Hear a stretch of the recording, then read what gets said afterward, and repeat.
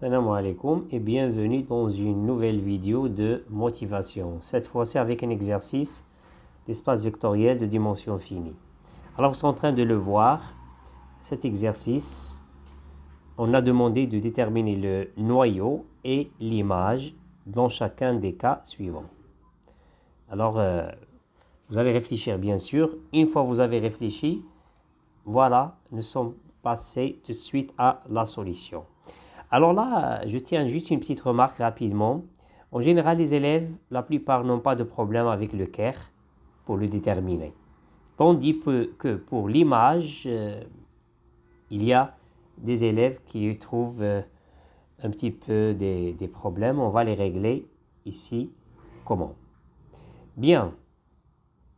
Alors, prenons le cas I où A différent de B. Voilà. Voilà, donc vous êtes en train de voir, vous avez le cas de A différent de B et nous voulons déterminer le Caire de phi. Alors j'ai rappelé ici l'application phi avec phi de P égale à ce que vous voyez là. Elle va de R3x vers R carré comme nous le savons tous. Alors, je vais prendre un élément, un vecteur de l'espace de départ. Ça veut dire soit P appartenant à R3x. Alors, on a le polynôme P appartient à Caire de phi équivaut à quoi? Équivaut phi de P égale à 0. Alors là, bien sûr, vous savez qu'égal à 0, le 0, c'est en fait le 0 de l'espace d'arrivée. Ça veut dire que c'est le couple 0, 0. Et phi de P étant PAPB, donc ça veut dire que PAPB égale à couple 0, 0 qu'on voyait. Ça veut dire que PA égale à 0 et PB égale à 0. Alors là, les gens qui ont oublié, on va le rappeler tout simplement. Si vous avez un polynôme P quelconque et là deux racines distinctes P, A et B, d'accord, ceci équivaut à x moins A facteur de x moins B divise P. Donc c'est un petit résultat sur les polynômes. Bien sûr, je rappelle que ça c'est vrai quand A différent de B, c'est ce qu'on a effectivement ici. Bon, alors ça veut dire quoi x moins A, x moins B divise P? Ça veut dire que le polynôme Px égale à x moins A, x moins B fois quelque chose. Fois un certain polynôme Qx. Alors maintenant, le polynôme Qx, on peut décider c'est qui, il est sous quelle forme. Vu que le polynôme P que nous avons ici, il est de degré inférieur ou égal à 3 à notre polynôme P. Pourquoi? Parce qu'il était dans le départ, dès le début, on l'avions pris, appartient à l'espace de départ. Bien, donc vu que le polynôme est de degré inférieur ou égal à 3, et ce polynôme-là qui est ici pour nous, il est déjà de degré 2, donc ça reste quoi pour ce polynôme-là Qx? Il va être de la forme A plus Bx ou bien alpha plus bêta x, puisque le A et B sont déjà pris, donc je vais changer de lettre tout simplement.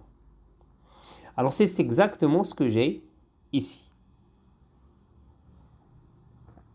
Bon, donc équivaut, le polynôme P, ça va s'écrire sous la forme, comme j'ai dit, x moins A, x moins B fois alpha plus bêta x, avec alpha et bêta, ce sont des réels. En fin de compte, vous avez votre noyau, c'est qui le Caire de phi? C'est exactement composé par les polynômes qui sont sous cette forme-là que je suis en train de cercler. Et voilà, c'est ce que vous avez ici en bas. Bon. Alors, nous voulons maintenant déterminer l'image de phi. Alors, rappelez-vous que je vous avais déjà dit qu'en général, les élèves n'ont pas de problème avec le Caire, tandis qu'avec l'image, il y a certains élèves qui ont des problèmes avec. Alors, je vous dis que pour déterminer l'image de phi, quand on est en dimension finie, les deux espaces, vous voyez, départ et d'arrivée sont de dimension finie. Alors, on pense tout simplement au théorème du rond. L'idée, c'est que je vais déterminer la dimension du Caire, puisque j'ai déjà déterminé le Caire, et je vais tirer la dimension de l'image avec le théorème du rond. C'est ça l'idée. Et après, une fois qu'on a déterminé la dimension de l'image, on va voir que ça va marcher. Passons au détail maintenant. Alors voilà, pour déterminer l'image de phi, je vous ai rappelé ici, comme vous voyez, les données, hein, notre phi et notre cœur de phi, c'est quoi, que nous avions déjà trouvé. Et j'ai résumé l'idée que je viens de vous expliquer oralement maintenant. Hein. Elle est écrite ici devant vous. L'idée de déterminer d'abord dimension du cœur de phi, et puis je vais tirer la dimension de l'image de phi avec le théorème du rang. Voilà. Alors, c'est quoi la dimension du cœur de phi? Vous avez cœur de phi, c'est ce que vous voyez là. J'ai copié-collé la même expression ici. L'idée, écoutez bien, regardez, vous avez noté que j'ai mis le alpha et le bêta de couleurs différentes. Pour que je puisse développer, vous allez voir, c'est alpha fois plus bêta fois. Alors, développement, alpha fois plus bêta fois, c'est ce que j'ai mis. Pourquoi j'ai fait ça? Juste pour que vous voyez alpha fois ce polynôme-là, plus bêta fois ce polynôme-là. Alors, les polynômes qui sont à l'intérieur de ces ellipses-là, ils vont engendrer le cœur de phi. Autrement dit, cœur de phi égale à vecte de ces deux polynômes que vous voyez. Voilà. Et maintenant, nous avons que cœur de phi égale à ce vecte. Rappelez-vous que notre problème, nous, si nous voulions déterminer, regardez-moi, nous voulions déterminer la dimension du cœur de phi. C'est ça notre objectif. Ce qui fait, vous savez que la dimension d'un espace tel que ici le cœur de phi est égale à le cardinal d'une de ces bases. Donc nous visons, nous, une base du cœur de phi. À présent, avec cette égalité-là que vous voyez ici, cœur de phi égale à vecte, alors n'oubliez pas, si vous avez oublié, je suis en train de le rappeler. Alors, avec cette cœur de phi égale à vecte, donc la famille qui est à l'intérieur, celle-ci, cette famille-là,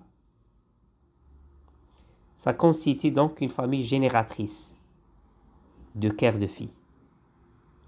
C'est ce que j'ai mis. Hein. Regardez dans cette ligne-là que je suis en train de souligner. Donc ça, c'est une famille génératrice de cœur de phi. Je rappelle que nous voulions une base pour que je puisse tirer la dimension. Donc ça reste à espérer que cette famille que vous voyez ici, que je cercle ici si vous voulez, ça reste à dire qu'elle est libre. Pourquoi est-elle libre? Eh bien, c'est évident de voir que cette famille-là, elle est échelonnée de degrés. Le degré de ce polynôme-là, c'est 1. Celui-ci, il est de degré 2. Donc, ce sont de degrés distincts 2 à 2. Donc, c'est une famille échelonnée de degrés et des polynômes non nuls. Donc, c'est une famille libre d'après votre cours. C'est ce que j'ai dit. En plus, cette famille est libre. C'est une famille de polynômes non nuls, échelonnés de degrés. Alors, étant libre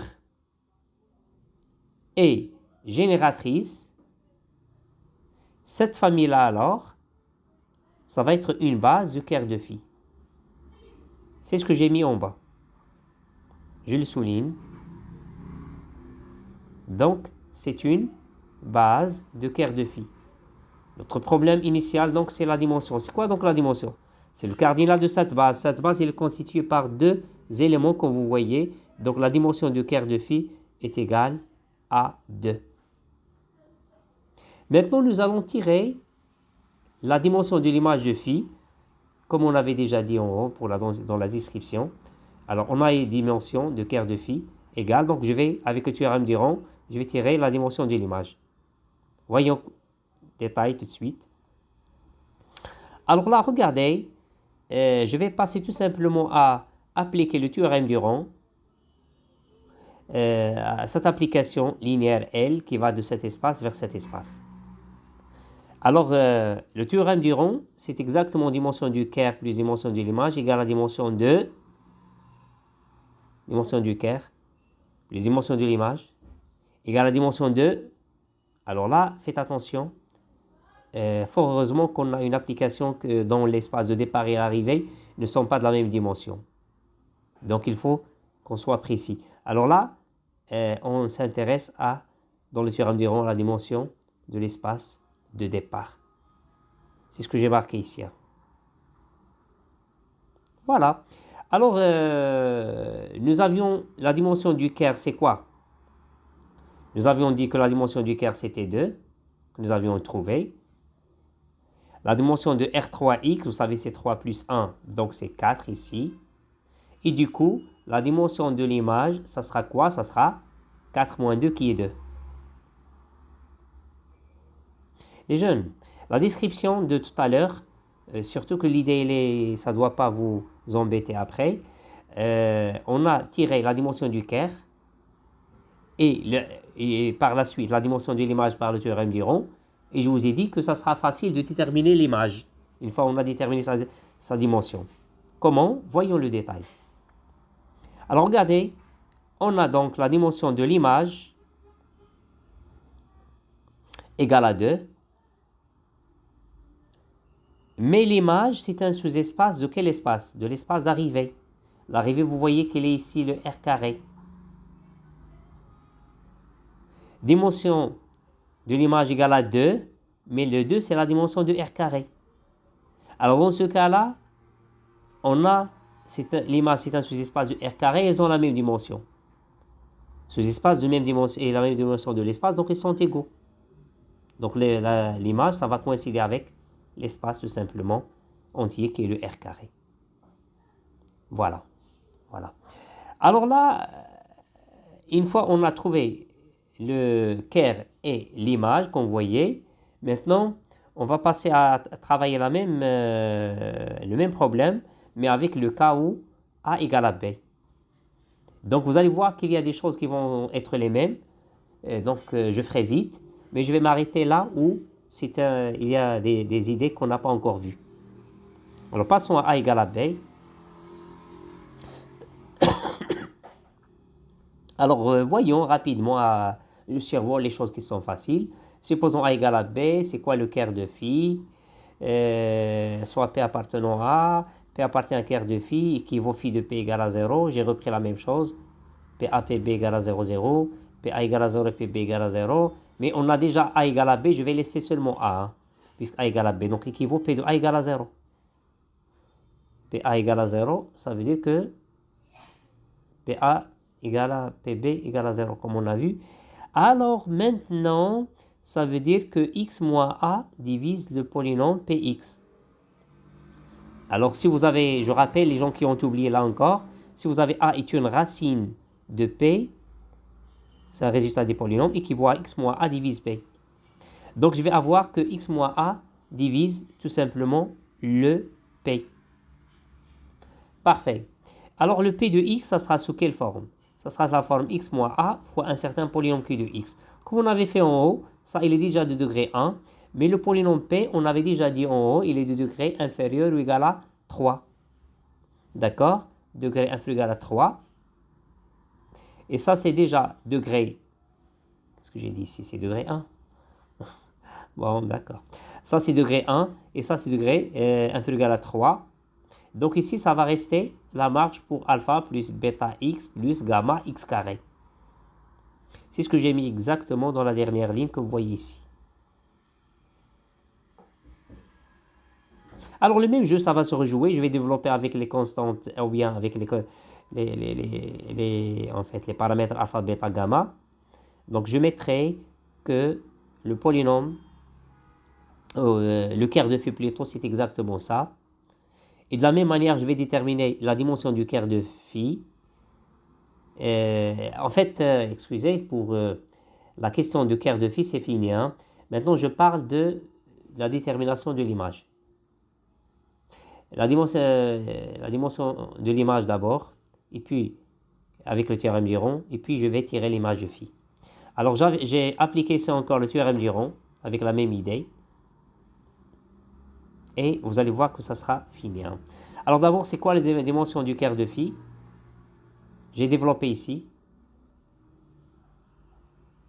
Alors la famille que je suis en train de mettre avec des arcs, ça va être une famille génératrice. Elle est encore libre,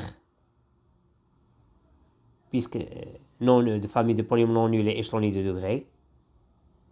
Du coup, ça sera une base. Ainsi que la dimension de quart de phi, ça sera le cardinal qui est déjà 3. On a la dimension du quart de phi, le théorème du rang, que nous avions déjà eu en haut, le voici. On a la dimension de R3, c'était 4. Dimension de quart de phi, on vient de dire que c'est 3. Donc sa dimension de l'image de phi, ça sera égal à 1. 4 moins 3. C'est ce que vous voyez ici. Ainsi, l'image de phi est un sous-espace de R carré. Regardez, l'image de phi est un sous-espace de R carré et sa dimension égale à 1. C'est quoi l'image de phi? Notre dernière question. Alors là, ça ne sera pas comme en haut. Maintenant, ça c'est spécifique. C'est pas comme on avait vu. Donc, il n'est pas de la même dimension que R carré. Mais quand même, la dimension égale à 1, alors ça sera engendré par n'importe quel vecteur non nul. L'image de phi, ça sera engendré par n'importe quel vecteur non nul. C'est ce que j'ai mis ici. L'image de phi est engendrée par n'importe lequel de ces vecteurs non nuls. Vous savez que les vecteurs de l'image de phi sont de la forme phi d'un certain p. Donc je vais prendre un p de mon choix, tel que phi de p soit différent de 0. Et j'aurai donc que l'image de phi, ça sera vecte de ce phi de p là. Donc il y a une infinité de choix. J'ai choisi par exemple le polynôme p égal à 1. Regardez là. J'ai pris pour p égal à 1. Alors avec phi de p, c'est le polynôme, c'est le couple PA, PA. Donc si je prends p de x, c'est 1. J'ai précisé un petit peu ici, comme vous voyez. Si p de x, c'est 1, ce sera quoi p de a? Un polynôme constant. P de a, c'est 1. Donc le couple PA, PA, ça sera le couple 1, 1. Et du coup, phi de 1, ça sera le couple 1, 1, qui est déjà non nul et qui est dans l'image de phi. Donc ça va engendrer l'image de phi. En fin de compte, vous avez que l'image de phi égale avec 2, 1, 1. Et voilà, fin de l'exercice. J'espère que vous avez bien en profité. À la prochaine.